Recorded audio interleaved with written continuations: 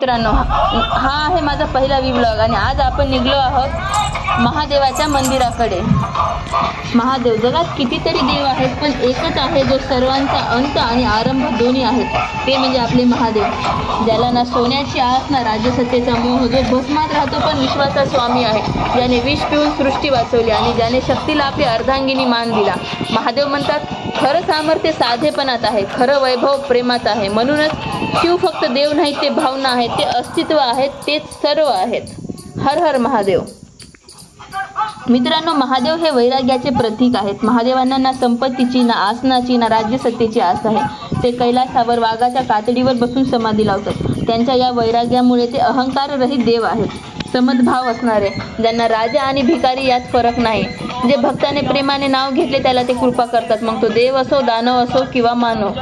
करुणेचा सागर असलेले हे महादेव समुद्र मंथनामध्ये हलाहल विष बाहेर आले, तेव्हा संपूर्ण सृष्टी वाचवण्यासाठी महादेवांनी ते विष पिलं, म्हणून त्यांना निळकंठ म्हटलं जातं। शक्ती आणि शांततेचा संगम असणारे हे महादेव हे संहारकही आहेत आणि संरक्षकही आहेत।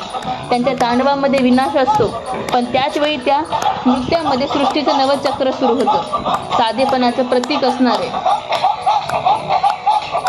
भस्म लावणारे, सर्प धारण करणारे, गंगा मस्तकावर धारण करणारे, पण आतून अत्यंत प्रेमळ आणि शांत। शक्तीशिवाय शिव नाही। त्यांनी पार्वतीला आपली अर्धांगिनी म्हणून मान दिला, म्हणजेच त्यांनी स्त्री शक्तीचा आदर केला। ही खरी समता आणि आदर्श नात्याची ओळख आहे। पार्वती देवी ह्या पूर्वजन्मी सती होत्या, भगवान शिवांच्या पत्नी। सतीने पतीचा अपमान झाल्याने देहत्याग केला।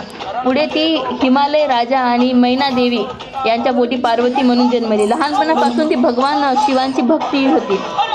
शिवांना पती म्हणून मिळवण्यासाठी तिने कठोर तप केला। तिच्या श्रद्धा आणि प्रेमामुळे अखेर शिव प्रसन्न झाले आणि त्यांनी पार्वतीला पत्नी म्हणून स्वीकारलं। दोघांचा विवाह झाला। तेव्हापासून शिव पार्वती हे सृष्टीतील प्रेम, शक्ती आणि संतुलनाचे प्रतीक मानले जाते।